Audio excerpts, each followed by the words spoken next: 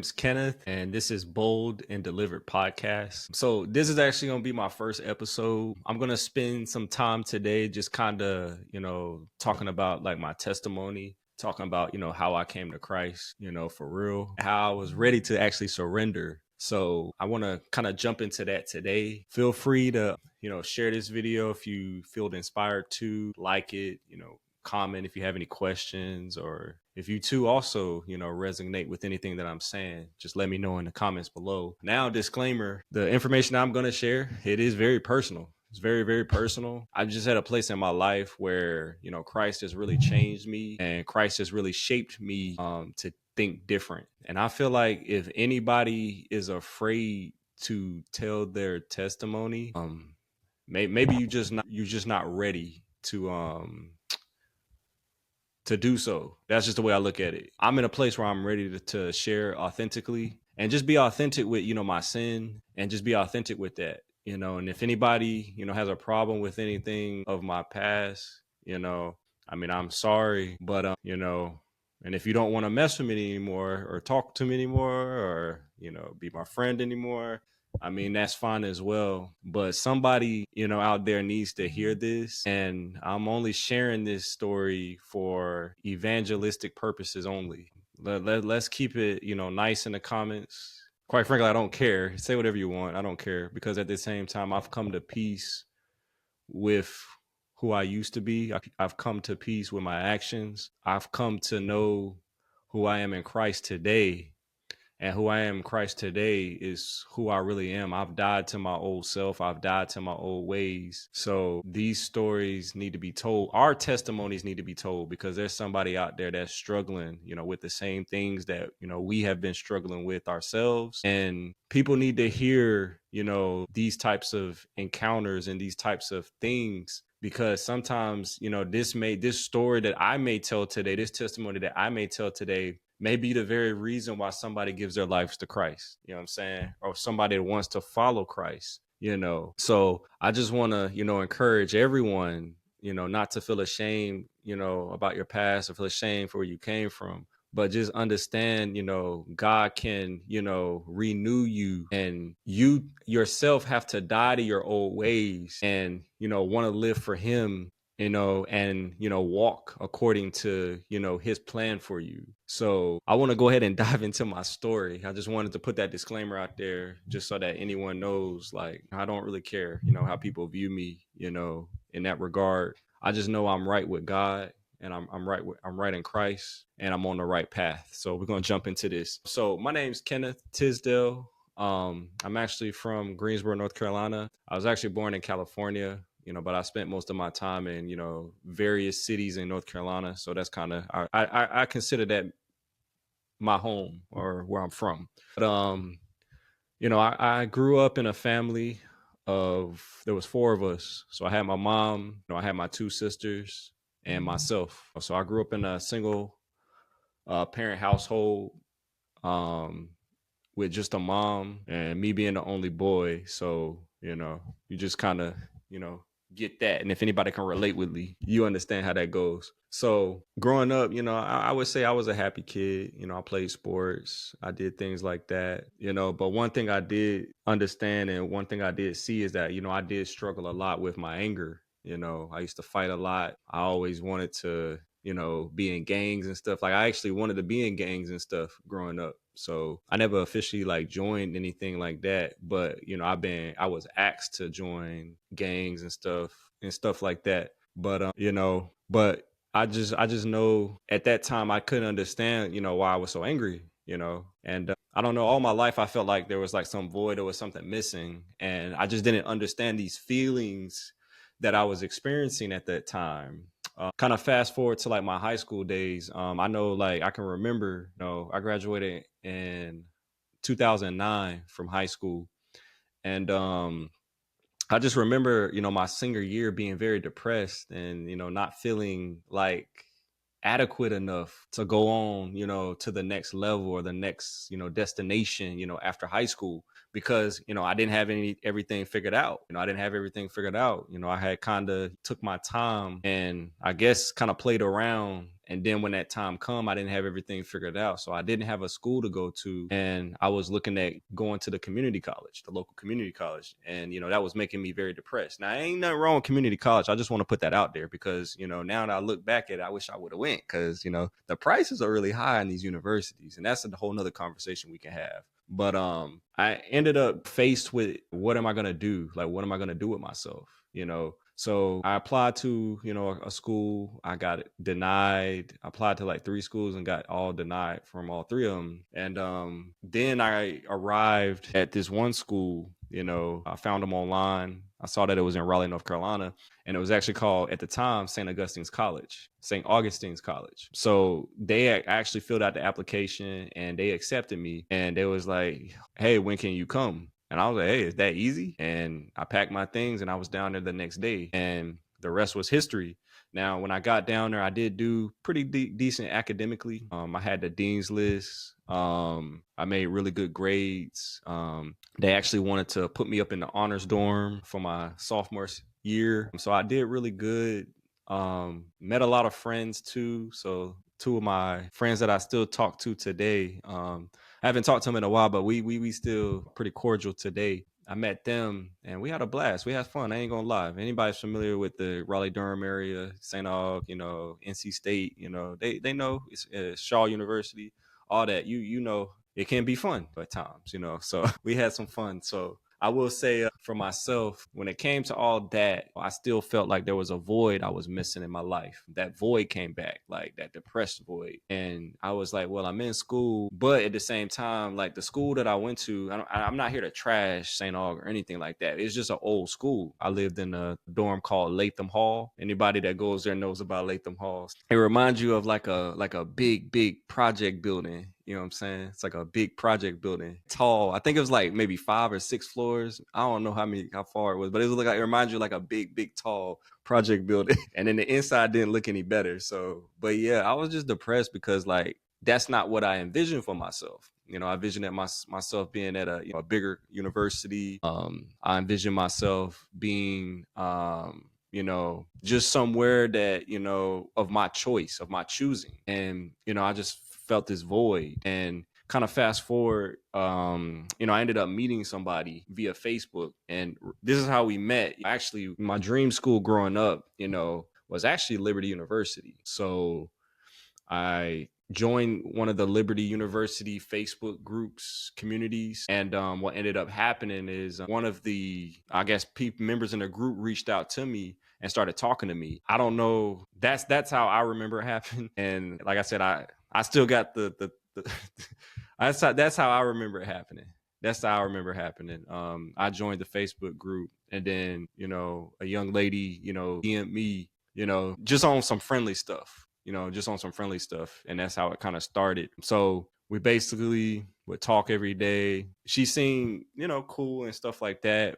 I felt like she may have been in the same boat that I was in when it came to maybe feeling lonely, or maybe not feeling like maybe there's like something missing, because we connected well. We had good conversation and stuff like that. But kind of fast forward, we actually, made ourselves a thing. So we ended up having a long distance relationship, and the rest was history. So from there, I actually got to go to the campus twice.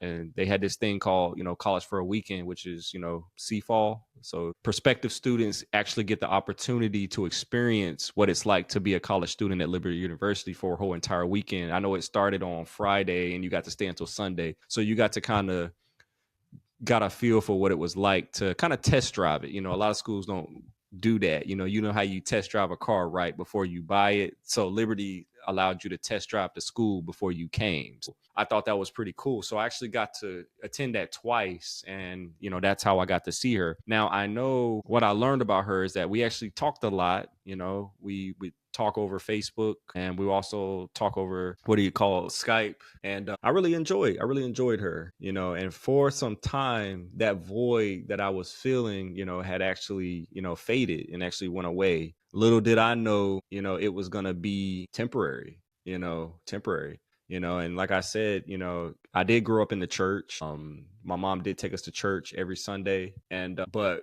I just know for myself, I didn't really resonate with church on a spiritual level. I resonated with church more on a like a tradition. Like you just came and then you went home. You had some friends at church. You came, you went home, you came. They sung songs. The preacher would preach, but I never really understood what he was preaching about. I didn't know nothing about that. Like, and then yet alone picking up a Bible and not being able to understand anything that's being, said in this book. But to jump on the reason I'm jumping in on church in regards to the void that I, was missing is because, had I known that what I was experiencing at the time, meeting this person, that it was just going to be temporary, like had I known that, Christ was what I needed in that moment, and that's why I was feeling voided and feeling like empty, like in the Bible it says, he's the kind of he's the living water, he's living water, and if you drink of that water, you'll never thirst again. You know what I'm saying? And at that moment and in that time, I needed that water. I needed that water, and I didn't know. I didn't know. So that's kind of where my faith was at the time. My relationship with Christ was at the time. It was more transactional. It was more tradition. I had no clue of what it was like to have a relationship with God. I just thought you believed in him and that was it. As long as you believed in him, like that was it. I didn't know like, you could have like deep intimacy with him, and, just that deep intimacy alone could, like quench the thirst that you may have like for like a boyfriend, or quench the thirst that you may have for not being adequate or inadequate, or maybe you're not where you want to be in life. I didn't know that Christ, could fill those voids. All I knew was, Christ. I just knew we went to church. I just knew we and that was it. So at the time I could have benefited from that, because me starting to talk to this young lady now, hey, I didn't know. I was young. I was 19. She was 18, fresh out of high school. Jump just to fast forward a little bit, her parents are actually very strict. Like they were very strict. And they didn't allow her to talk to any boys. She wasn't allowed to go to sleepovers. This is what she told me and stuff like that.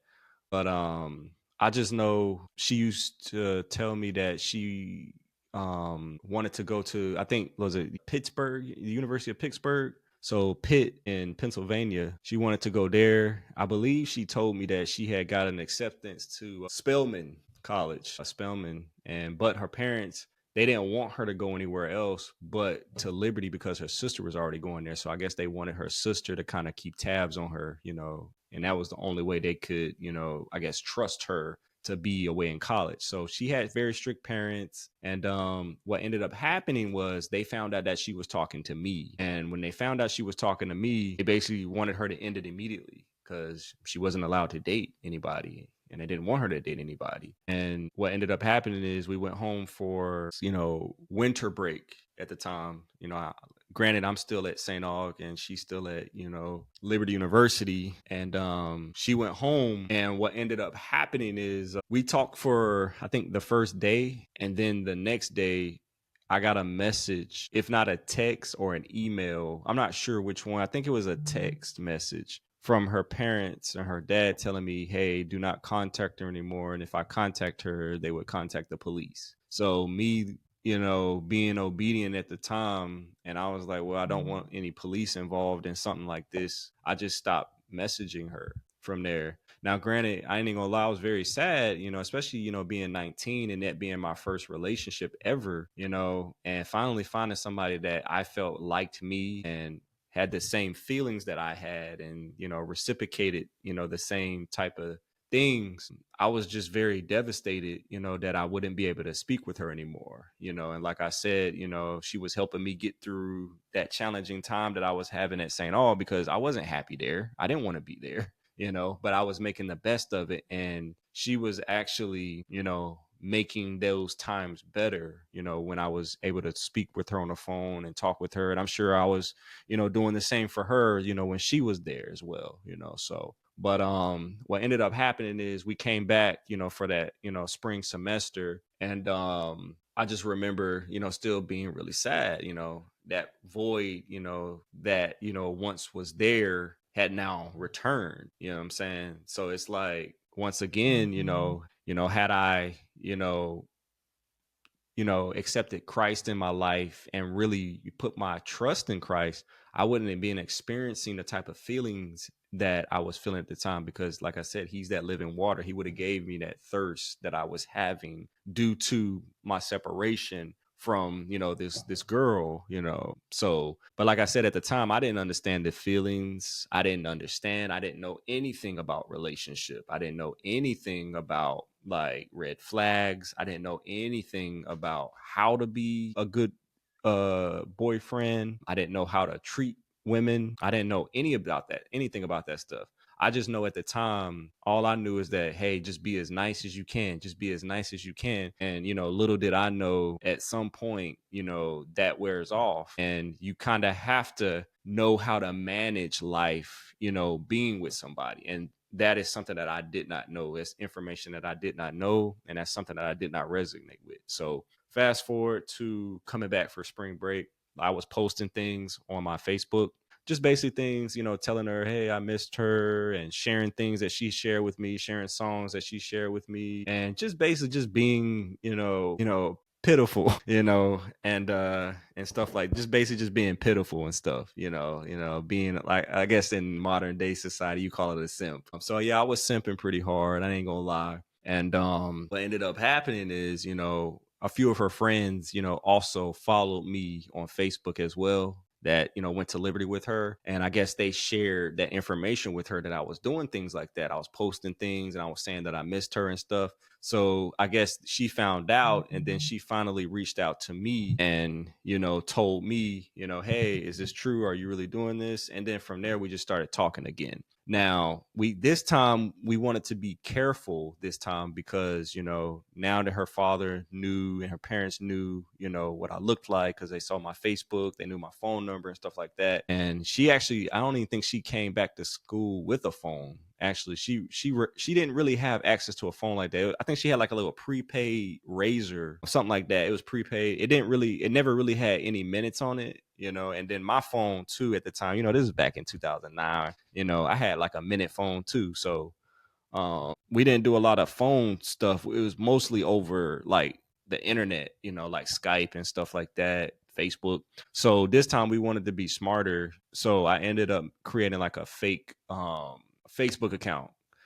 And I remember the name of it, man. It was called Drake Parker. Drake Parker is what I created. I would, message her through there, and I would let her know what I was doing so we could talk, because I didn't want her to continue to get in trouble, with her parents and stuff like that. So we ended up doing that, and, the rest is history from there. So what ended up happening is we talked for a while, and, we talked over, Facebook. And the only reason we talked on Facebook, we didn't have like full conversations on there. We would only use that to communicate when she could get on Skype and when I could get on Skype, when was the best time. So we only did messages like that. We didn't have conversations. All our conversations were over Skype, which was, private. So her parents didn't have access to that. So what ended up happening is her parents ended up, I think they found out again that we were talking, because her dad messaged her or called her one day. And I remember she called me, or told me that her dad called her and told her that he knows that she's still talking to me, and he found the Drake Parker account, and to immediately stop talking to me. And I think at that point, like, her parents kind of got fed up. And what ended up happening is I believe they said that they were going to take her out of school and make her go to like a community school so that they could watch her and keep tabs on her and stuff like that. So I think that's what ended up happening. They ended up telling her that.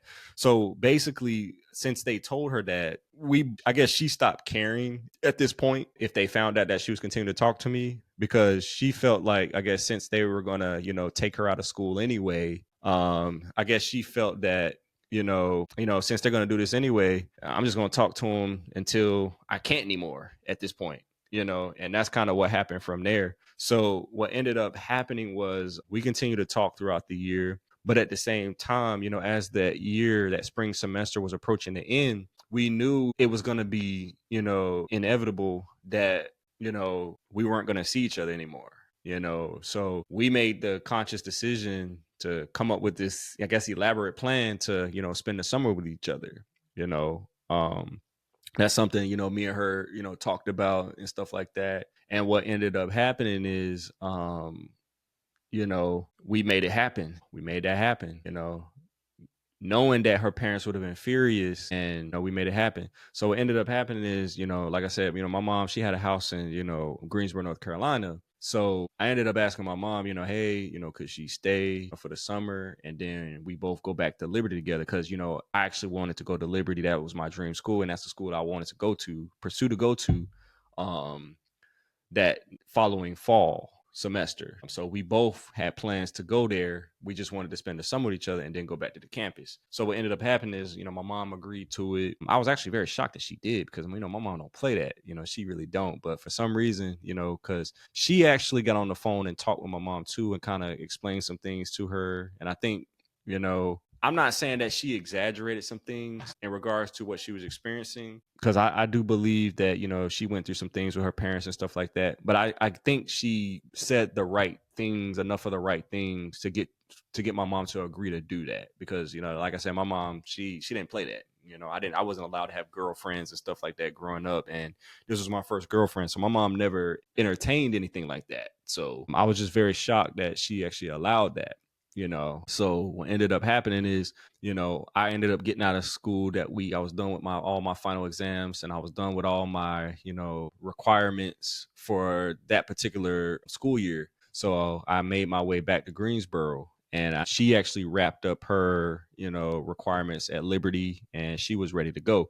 So we ended up, driving up to Liberty, and the whole time I'm driving, I'm excited. I'm excited. I'm excited.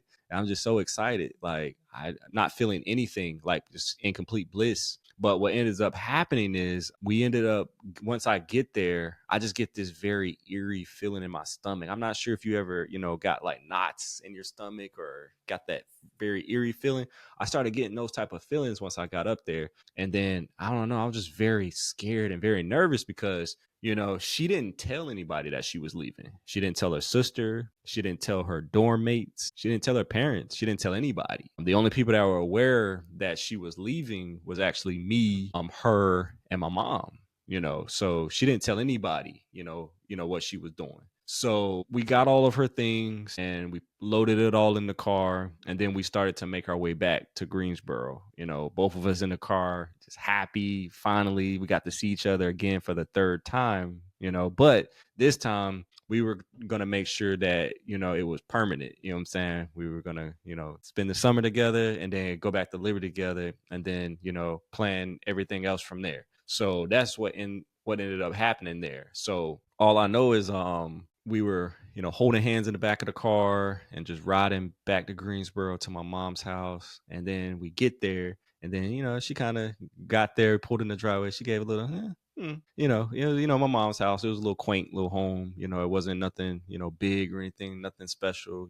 Just a little basic home. You know what I'm saying? So we kind of got inside. I loaded all her things in there. And then I believe she ended up checking her email. And man, it was just so much in there. Like, it was her mom saying things, her stepfather saying things, and some people from her church were saying some things. And then, it was, I think her sister said some things too. I mean, they were being very, like, not, they were just being very, I would say, mean. They were saying some very nasty things, some things that I understand like why they said it, because I mean, just imagine like your child, going off with somebody that they don't know and somebody that they met online, and then you're just in a panic, and then at that point, your emotions are just going, and then you're just saying whatever you want to say. But yeah, she just broke down crying, and then she was like, what did I do? Like, what did I do, Kenny? What did we do? And I was just like, I didn't know what to say. Like, in my mind, I was still happy that she was there, but at the same time, I was freaking out because, I mean, she's crying. And then on top of that, like, now I'm seeing like, dude, like her parents like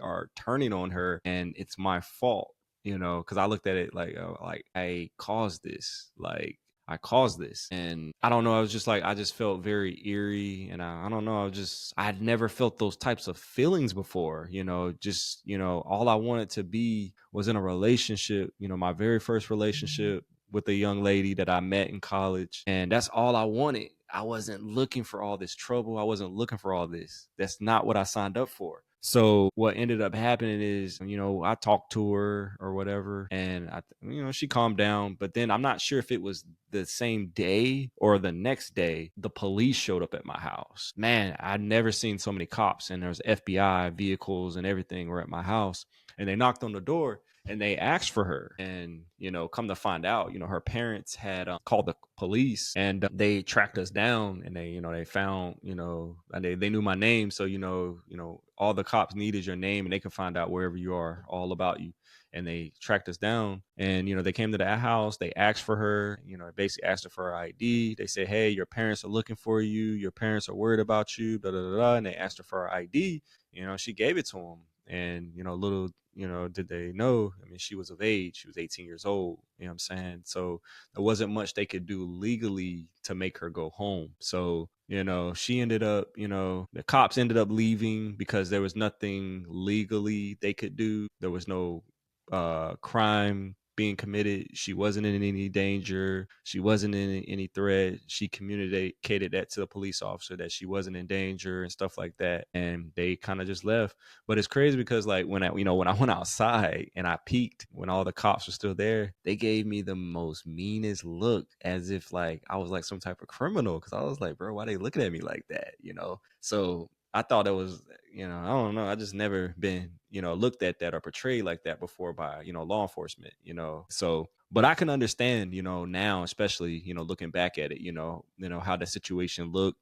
She didn't know me, I didn't know her, and we had just met. We only seen each other 3 times, 2 times prior to me picking her up. So, and to make a that drastic of a decision, to move in with one another, and her leave her family behind, that's I mean, that's a big thing, and like, at the time all I could think about was just wanting to be in the relationship. I didn't think about anything else. I just, like I said, 19 years old, she's 18 years old, and we just two people, I guess experiencing love for the first time.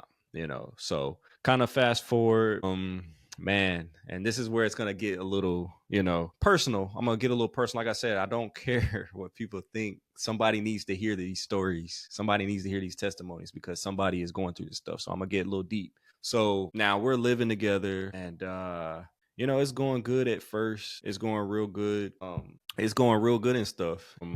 You know, we ended up, doing stuff we ain't had no business doing, like sexual stuff.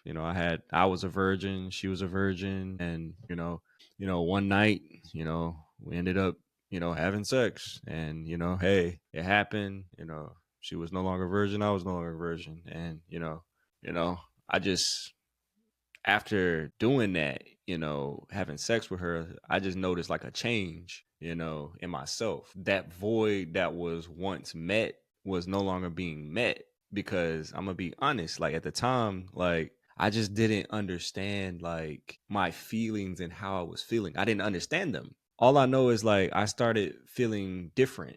Like it wasn't fun anymore. Like the relationship, like because I guess in the beginning of the relationship, you only get like a taste of what a person is, or a taste of a person's body or stuff like that. Like you only wonder about it, you only think about it. But once I had actually had it, it was like I just changed, and I was like, okay, and it's not that I lost feelings or anything, but I don't know how to explain it, but you felt a change. You know what I'm saying? There was a change. It was no longer a mystery anymore. So it's just like, and from there, I just saw that my actions changed too with her. And I'm gonna fast forward a lot. I'm not gonna go into every year, because me and her, we were together for 14 years. Yeah, we ended up being together for 14 years. Me and her never got married or anything. And this is where I'm gonna walk into my story. This is where my real testimony starts. So I ended up, like I said, becoming a very cold person, very cold person. I was not attentive to her. I became very bossy. I became very possessive. At times, I was doing things that I shouldn't have done physically as well, So, it just, I had got to a point in my life where I was living for me and living for me only. And like I said, once that void came back, it came back. she was no longer able to fill that void. So what ended up happening is, I started chasing other things. Now, granted, at first, when I was first with her, I knew I wanted to be with her, and I knew cheating was wrong. I knew that was wrong. So I wasn't like cheating or doing anything like that at first. So what I started doing was I started putting more attention into, like, okay, becoming successful, like money and stuff like that. And now this is where the story gets a little complicated, because it's like there's so many things happened. You're right. So many things happened, because at first I wasn't cheating on her. I wasn't. But, I was just more focused on money. And I was, for a while, that's all I was focused on: money, money, money, money, money. I went to bed thinking about money. I woke up thinking about money. And then it got to a point where, all I thought about was money. All I did was work on like these business ventures, these MLM companies, network marketing stuff. I did all types of stuff. So I was all focused on that. But I tried to bond with her through that. Like, I would try to get her to join my network marketing companies. I would try to get her to be in this business with me, be in that business with me, and stuff like that.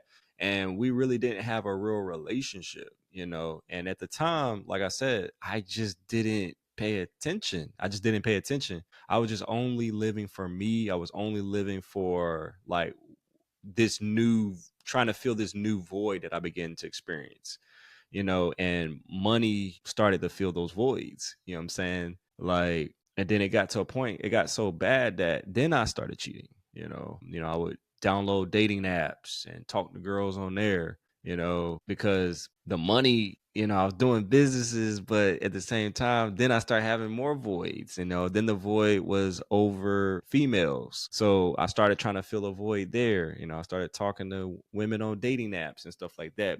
Then I would go out with my friends, and I would know with Gene, we would be talking to girls, over there and stuff like that at his house, so it's just a lot that I went through, in that short period of time. And like I said, I wasn't the nicest person to her. She had a lot of interests and things like that I could give no cares about at the time, because I was so driven for myself. I was so focused on myself, that you didn't even get to see I didn't even get to see like the uniqueness in this person or this individual, you know what I'm saying? So I ended up, just kind of, just overlooking this person all these years and things like that.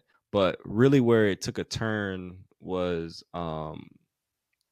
you know, I just got to a point where, I was just got angry again, all over again, got angry all over again. I like, to the point where she would just be asking me questions, and I'd just be like, tell her, shut up. Hey, shut up, shut up, shut up, shut up. She would just ask me just innocent little questions, and I would just tell her to shut up. Like, and I was just being disrespectful, like I said, stuff like that. Like, and I just got to a point where I felt so comfortable with her that I felt like, okay, we're together and you're not going anywhere. I'm not going anywhere, but I'm going to act how I want to act. I'm going to do what I want to do. You know what I'm saying? And that's just really what it was. So I was just, not a good guy. And, looking back at it, I just see how dumb I was, but at the same time, I see like how inexperienced I was. And like I say, I take full accountability for my actions, and I take full accountability for the things that I did. But at the same time, it's like, once, the relationship ended and stuff, going through therapy and, going through good, biblical counseling and things like that, I just wish a lot of the stuff that I know now I would have knew then, because I would have known why I was feeling the way that I was feeling then, why I was feeling jealous, why I was feeling like I needed to dominate, why I was feeling like I needed to be the boss, or why I was feeling like, well, it has to be my way or no way. You know what I'm saying? I never really understood any of that stuff then. I didn't know those feelings. I didn't know those things were things. I just thought people just did those things, or just people, I was normal, but those things weren't normal. I wasn't normal, and I was still, like I said, filling a void. So enough of that for a while. We're going to take a break on the whole relationship aspect, and I want to jump into another part of it, because it all goes together. It all goes together, because I don't want to like talk too much on one and then you miss key points of what I feel like you really need to hear. So we're going to talk about my idolatry. And if you're not familiar with idolatry is, it's basically anything that you put before God, that you put ahead of God. And I had a lot of that in my life, a lot of idolatry in my life. So when it comes to the idolatry, I just, like I said, money was my biggest thing. That was my biggest motivator. It's all I cared about, you know. I ended up, in 2013, I learned how to trade, like do Forex and stuff like that. And I remember at first I was bad at it. I was really bad at it. But I just saw like all the people who made money with it. I saw all the people who just were getting it. Like they was getting it. They had Lambos. They was living in like places like Miami, Dubai. They had M4, BMWs, all types of stuff. I just saw all these people living this life that I really wanted, because I was broke. I was tired. I wanted to, really get out of that space that I was in. And once again, that feeling came back, this void, hey, how do I feel this void? So now the void is the lack of money that I needed to feel. You know what I'm saying? So, and you got to pay attention to my story. Like, if you pay attention, like, I never once mentioned God. I never once mentioned God, like, I never once run to God to fix these things. I always run to these vices. I always run to these worldly things. And you'll get my point at the end. But the thing is like, I got to a point where even that put a strain on my relationship. I was always trading. I had got to a point where I had got really good at it. I had invested, made really good money. And I had got to a point. I'm not going to tell the whole story, but I'm just going to tell you, I was a profitable trader. I was a profitable trader and made a lot of money in a short amount of time. And I lost my mind. And when you lose your mind, you start making a little money, especially a man, when you start making a little money, you feel like, the world is yours. You feel like you can start getting any women that you want. Women start looking at you different, you know what I'm saying? And that's really, I started feeling myself, you know what I'm saying? I really started feeling myself. And, like I said, there's one of my homeboys, back in, this was in 2016, hit me up. And he was saying that he was going to start like his label. He was going to start his label. Shout out to Kickboy Triple. We call him Kickboy Triple. His name is Emmanuel Alexander. Shout out to him. But yeah, he hit me up in 2016. I remember, and he was saying that he wanted me to be the vice president of his label. And at the time, I was like, yeah, I'm all for it. I had made me a little bit of change from Forex and stuff like that. And once again, I had another void. I had another vice. Now it was music. Now it was entertainment. And so that was another thing that was keeping me, away from our relationship. And also, I was putting that ahead of God. You know what I'm saying? Now, it's not that these things are bad, like wanting to make money. And it's not that, wanting to do music is bad. It's only bad when that's all you think about when you go to bed and when you wake up. Because, to have a relationship with Christ, Christ got to be the center of your life. Christ has to be the center. You see, when it comes to your priorities in life, Christ should always be first. If you're married, your spouse should be second.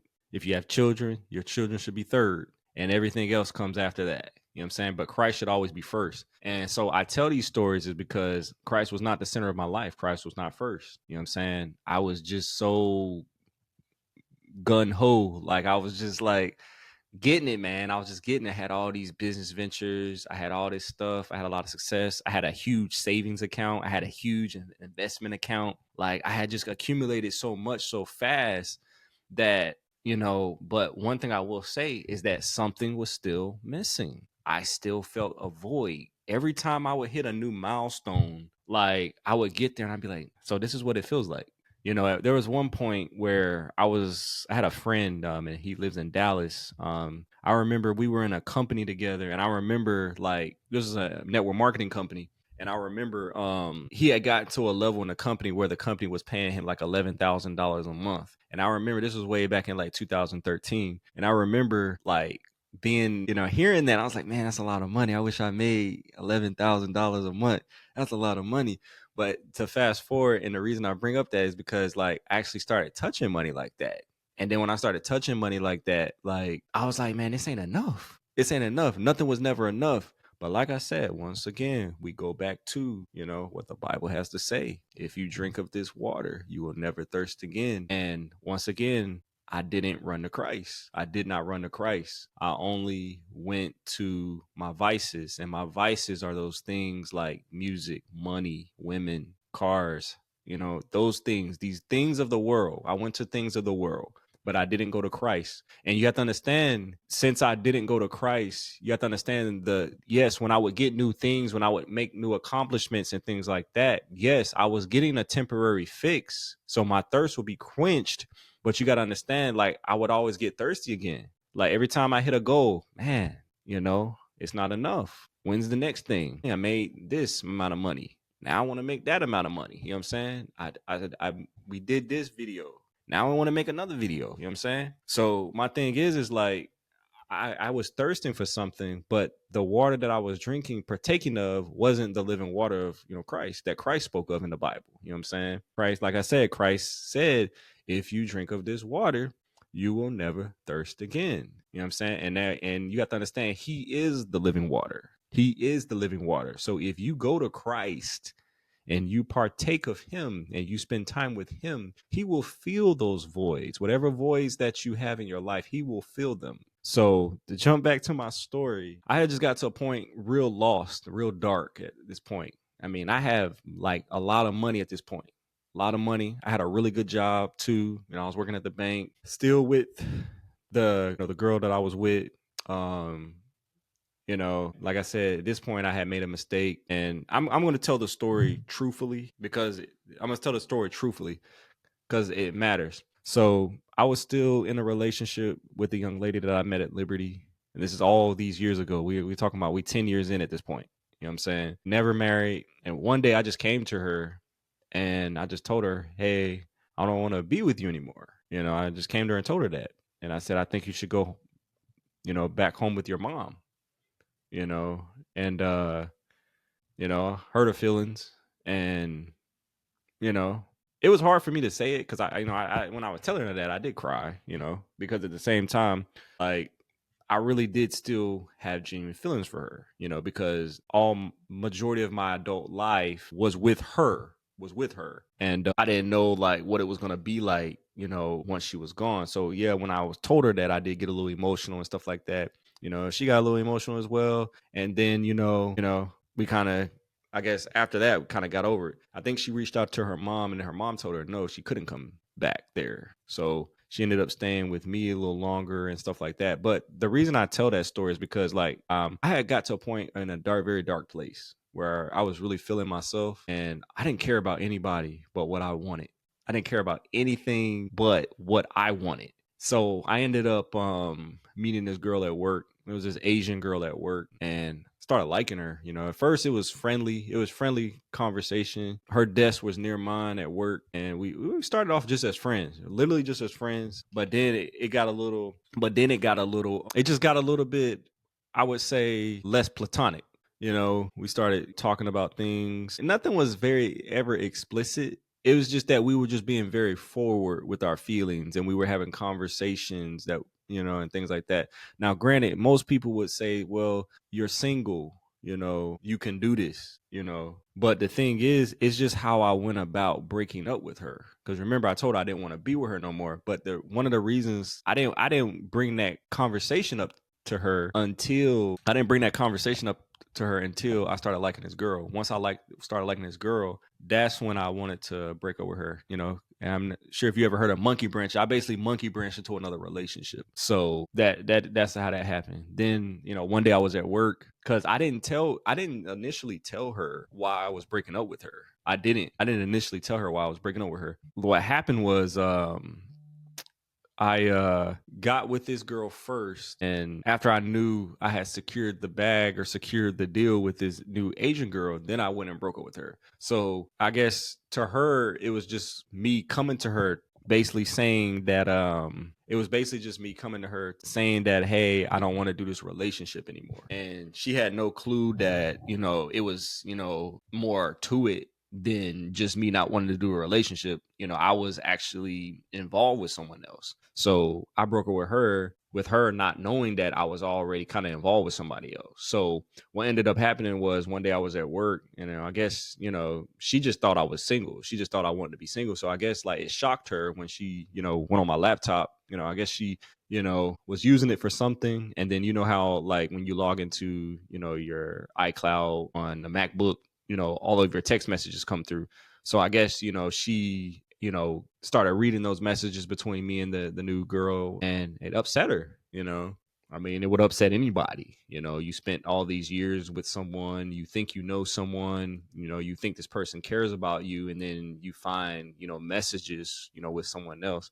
Now, granted, no, we weren't together, but at the same time, I'm not even gonna lie, I still felt bad because it was how I went about breaking up with her. The only reason I broke up with her was because, I was with someone else, and I monkey branched into that relationship, and I hurt her. So what ended up happening is, that was another selfish thing that I did. And, hey, it is what it is. So kind of fast forward, because I kind of want to get to the end of this, because to fast forward, I actually, ended up being with this girl, this Asian girl. I started, like we got intimate, started sleeping with her. So, and stuff like that. I wasn't coming home because, she remained at my house.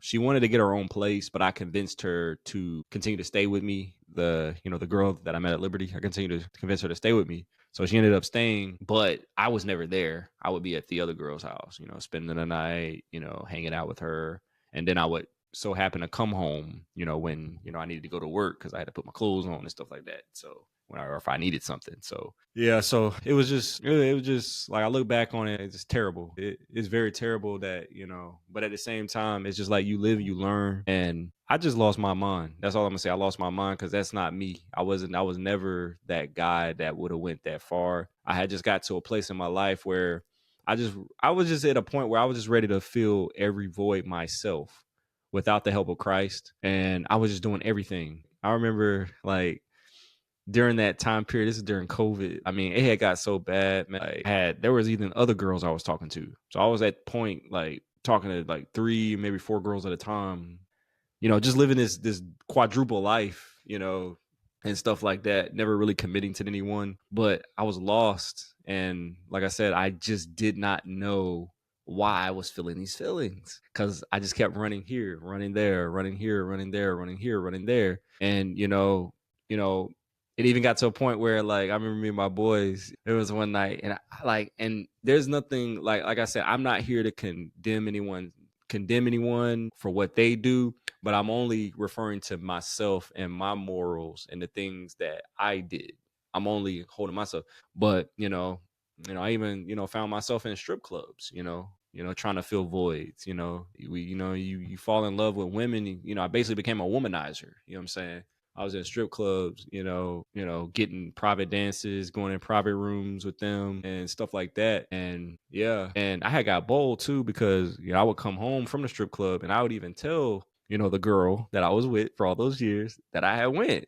I just got bold and I just stopped caring. And it's not that I would jokingly talk to her about it, but deep down inside I knew it hurt her feelings, but I had gotten so desensitized to like wrong. Like things didn't feel wrong anymore. But this is where things kind of turned around for me. Now, I had like YouTube channels because, we did music and I also would do like, some vlogging here and there, so I was really heavily into entertainment and stuff like that. So, but one day, I was, on YouTube kind of scrolling around trying to see like what's out there. And I came across a video and I remember the channel and it's called Lion of Judah. And I started getting videos on my page talking about idolatry and stuff like that. And they just kept cutting. I was like, and I'm gonna be honest, like this is me, like I said, I grew up in the church, but I never knew what idolatry was. I never knew what that word meant. So I was just like, okay, well, what does this mean? So I clicked on the video and I started watching it. Now, granted, let me tell you something. Now, this right here, I would say is the turning point because like I never searched Christian stuff up on my YouTube. So I don't know how Lion of Judah came across my stuff. I was only listening to rappers. I was only listening to entertainment stuff, but Lion of Judah started popping up on my stuff out of nowhere. and it was specifically talking about idolatry. So I started watching these videos, and then like I started to understand. I was like, man, like, oh wow. And then I began to start understanding like the things that I'm doing is wrong. Like, because the video started talking about idolatry. It started talking about how you put this before Christ, how you put that before Christ, how you put this before Christ. And I just like, wow, for the first time, like I felt convicted for everything that I had ever done. Like just things that you would think are harmless, like wanting to make money, wanting to like have a nice house, wanting to have like a girlfriend. Like you look at those things as innocent, but it's like if you desire to be like in the body with Christ, if you desire to have real relationship with Christ, you have to understand he has to be the center.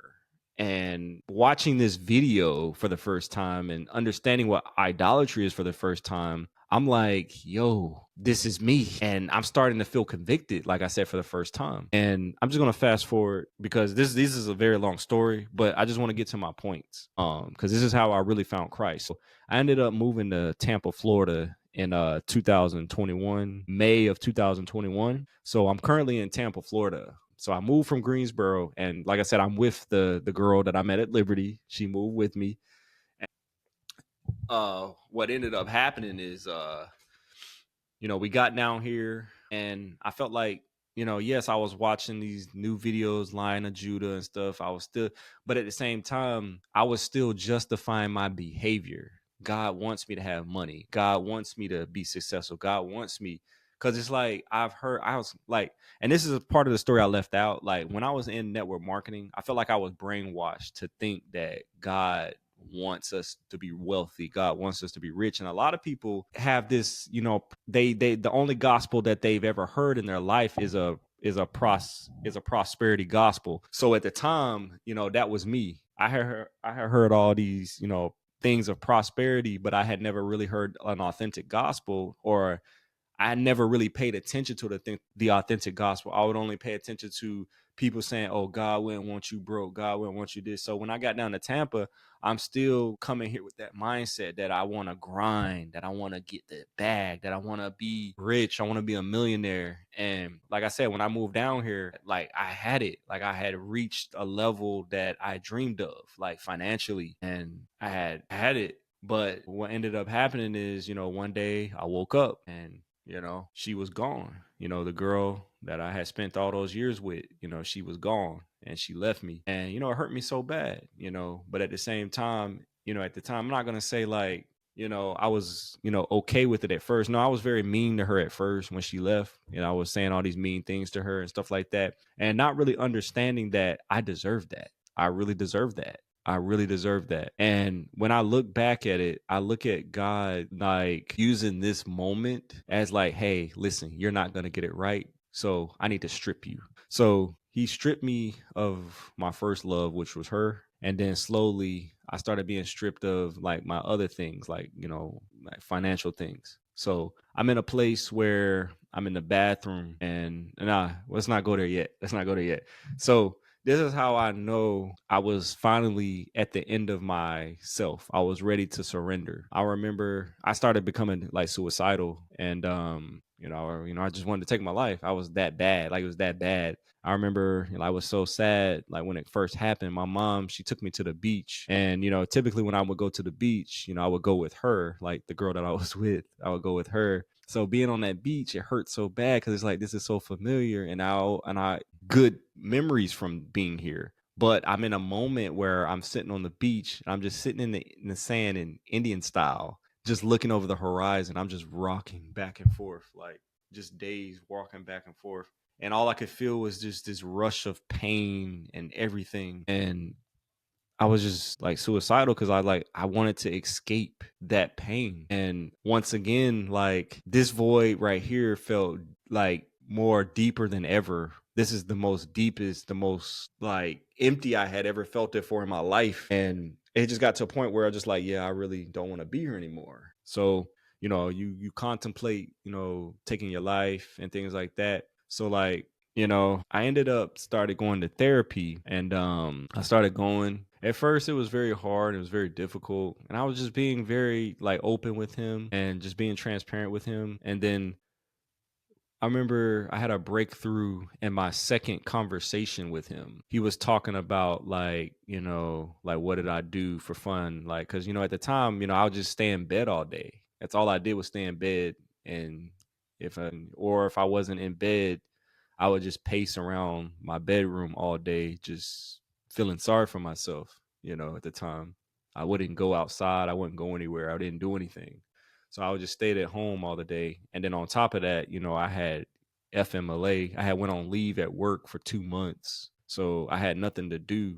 I was very unproductive because I was so depressed. So at the time I was just staying in, bed all day, not doing anything. I had lost a lot of weight because I had stopped eating. And yeah, I was just a mess. But I will say, like, financially, I was still in a good place, but one thing that I will say, when you depressed, you do not care about money. You do not care about money. I had accumulated so much money. I had so much crypto. I had so much like cash in my savings. I had credit cards with like zero balances on them. So they had thousands of dollars on them. And I didn't care. All I did was stay in my bed all day. I didn't go shopping. I didn't do anything. But it just didn't fulfill me anymore. I didn't care. I really didn't care about none of that. I stopped trading. Like, I stopped doing all of it. I stopped playing my video games. Like, I just literally just stayed in bed all day and did nothing. That's all I did. So what a breakthrough happened was, I went to my second session with my therapist, and what ended up happening is he asked me, like, what do you do? Like, what hobbies do you have? And I told him, right now I'm not doing anything. I don't feel the same way about the things that used to make me happy anymore. And he said, maybe you should go to church. And I was like, well, yeah. All right. He said, I think that'll be good for you. You should go to church. And so that week, because I used to have my sessions with him, I think either Mondays or Tuesdays. So that week, I spent the week, trying to find a church. And, I found one. And I remember, this guy, he reached out to me. He called me. And I thought that was actually, really cool that he called me. His name is, we call him Zachary Carroll. He reached out to me and he called me, and, he introduced himself to me. He was telling me about, like, I guess, like, what it was going to be like, coming to service, what to expect and stuff like that. He was just really just being, very welcome, to me and stuff like that. So, so I ended up going there, and that Sunday I meet Zach. Zach, greeted me and stuff like that. And then, like, he just tells me, hey, there's a sanctuary, go in there, sit down, and enjoy the service. So as I'm walking in, actually get stopped by this guy. He's like, hey, I don't remember exactly what he said, but he was like, hey, and he just kind of, introducing himself to me. This is like a multicultural church. So I guess he was kind of, happy to see another brother, you know what I'm saying? So it was, so he introduced himself to me. And then, I just immediately told him, hey, what I was going through. I was depressed. I was, just broke up, and hey, I'm here. And he sat with me in the church, and I remember after the service, he asked me, did I want to go out to eat? So him and Zach took me out to eat. They took me out to this Italian restaurant, over in South Tampa, near I think the West Shore Mall, over there at this Italian restaurant over there. And I got to know them. I got to break bread with them, and fellowship with them, and I thought it was real nice. And the thing is, like, when it was time to go, I got the most eeriest feeling, because I was like, man, I don't want this to end. I don't want this to end, because if once this end, I'm gonna have to go right back to the room and just be in the fetal position in the bed. Eventually, everybody left, everybody went their separate ways, and I just went back to the house, and I just literally just laid right back in the bed. I'm gonna say this last thing. There's more to the story, but I just want to say this last thing, because this is really what happened to me. So me and Jawan, the guy that I met in the church, we ended up becoming really good buddies and really good friends. And he's actually the pastor at the church that I go to now. Uh, he took me on a trip to Fort Lauderdale, because I had never been to Fort Lauderdale before, and we stayed at this real nice resort, like real nice resort. It was like during like Thanksgiving, but like it was like super discount, because most people spending time with their family on Thanksgiving. So we went to this really nice resort, and we spent some time there. I remember on the way back, like, was feeling empty, and I was feeling that void, and I was feeling very depressed, and I was feeling very suicidal. And I remember, like, going into this sunglasses place because I know I wanted like a pair of, I know I always knew I was gonna get me a pair. I was in the market for a new pair of sunglasses anyway. So I went into this sunglasses place, and this is where things turned around for me. This is where I really felt like I had like an encounter with God without knowing I had an encounter with God. Because I went into this sunglasses place and I was just looking at, sunglasses, and I came across this pair of Gucci sunglasses, and they were $600. And I was like, yo, I really like these. And, typically, in the past, like if I was ever feeling depressed or if I was ever feeling down, I would always buy myself something to try to make myself feel better. So what I ended up doing was I bought this pair of $600 pair of glasses. Even the shop owner, they was like surprised. Like they was like, "Oh man, oh wow, right, yeah." Because I mean, I had it. I had it. I ain't gonna lie, I had it like that. But the thing is like when I bought these glasses and when I walked out of that store, I still felt empty for the first time. Like I immediately felt empty. Like in the past, like I would buy something for myself, and at least for maybe a few days or a few weeks, I would still feel good. But immediately after I walked out that door, I still felt empty. And this was when I came to a realization I cannot buy my way out of this situation. I am not going to be able to buy my way out of this situation. I need Christ, and I need Christ for real. And it was just one day I was in the bathroom, and I remember, and this is once we got back from Fort Lauderdale, I was in the bathroom and I had a real encounter with Jesus Christ, the living Christ. I'm in that bathroom. I literally was on my face, just crying, just asking like, God, help me. I can't do this anymore. I was just in so much pain, physically, emotionally. Like I was going weeks without sleep. I was barely eating. Like my hair was starting to change because I was stressed, and stuff. So I was just yelling, God, help me, just sobbing on the floor. And then all of a sudden, I just feel this sense of peace come over me, this sense of peace that come over me. And then, once that sense of peace came over me, it's not that it took the pain away, but it's just that I redirected my mind to focus on him. And what I begin to understand is that it's not what I can do for myself to get myself out of these situations. All this stuff that I mentioned in this podcast today is I spent my life being my own God, trying to get myself out of situations, trying to make myself feel better, trying to make myself feel worthy when I should have been going to Christ.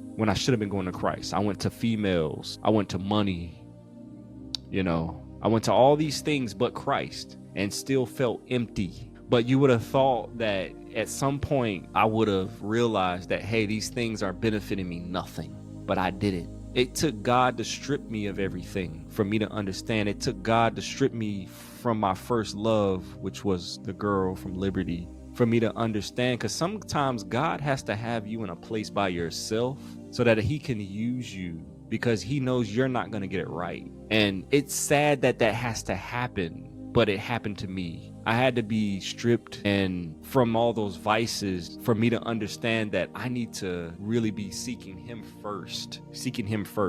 And when I begin to seek him, I no longer care about these things anymore. Like, yes, I mean, we all live in this world. Money is a big thing, but I don't care about that. I really don't care. Like, I'm not saying that, we should be broke or anything like that. I'm not saying those things, but for me, like, I don't care about those types of things. Those things aren't my priority anymore. My main priority right now is doing what's pleasing to God and understanding that his mission for us is what he's most concerned with. I think he's more concerned with me sharing the gospel with people than me making $1 million. I feel like he's more concerned with me reaching people that are lost than me, having a lot of women. You know what I'm saying? I think he's more concerned with those things. So that's where I'm at today. And where I'm at today is I've listened to the call on my life. I'm actually in Bible school right now. Go to Lancaster Bible School. And I pretty much just given up everything that I used to do. I don't trade no more. I don't do any type of business anymore. I just live a simple life. And the reason I gave those things up is because I can't do those things and put God first. And I'm going to be honest with you. The main reason I don't do those things anymore because I don't have the desire to do it.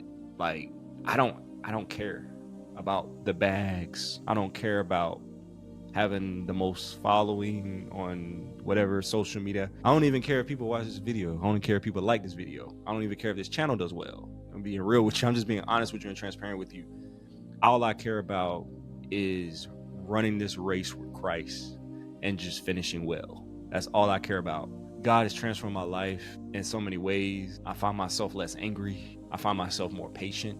I've really examined myself, and I was talking to, one of my church members yesterday, actually, and I was just sharing with him like my journey and, me wanting to be in Bible school right now, feeling called by the Lord to do his work. I was telling him this, like, I would have never chose this life. I would have never chose this. Like, you got to understand where I came from. Like, me wanting to be in Bible school, me wanting to jump into ministry, and dedicate my life to this and sacrifice my pleasure for God's ministry and God's mission. I would have never did this on my own. This is something I would have never did this on my own. I examined myself and I looked at, hey, this world does not offer me satisfaction. This world is hard, it's difficult. I pray to God every day and I tell God that, God, I cannot live this life if it was not for you. I can't do this. This life is too hard. And I talk to who's ever watching this video, like, for real, like, put him first. All these feelings that you feeling depressed, you feeling lost, you feeling lonely. I promise you, it's not what you think you can do for yourself to make yourself feel better or make those feelings go away. Christ is the answer. He is the living water. And if you drink of that living water, you will never thirst again. I promise you. I promise you that. Me living as humble as I live now, I don't thirst for anything but him. I go to him for everything now. And I just encourage anybody watching this that you put him first, because without him, this life is just too difficult. It's too wicked. It's just everything. And I thank him every day for saving me. Every day I thank him for saving me. Because if it wasn't for him, I don't know what I would be. I probably wouldn't even be here. But I really do thank him for saving me. I thank him for taking all that away from me. I thank him for crushing me to get me to understand that he is the one, and he is the one that needs to be honored first, and he is the one that needs to be put first. In Jesus' name. If you like this video, comment, subscribe, like it. I'm going to be doing a lot of videos just sharing different things related to Christ, related to evangelism, teaching you how to go out and share the gospel. But yeah, this is Kenneth, Bold and Delivered. I'll see you next time.